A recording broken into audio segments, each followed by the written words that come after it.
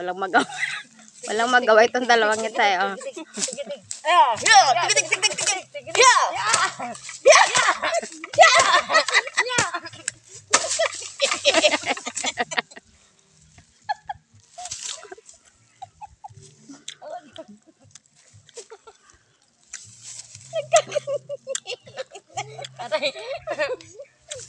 Nasakit ang pit ko.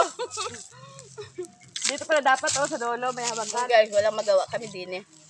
Kami nagpapahinga dahil napakainit pa. Okay yan.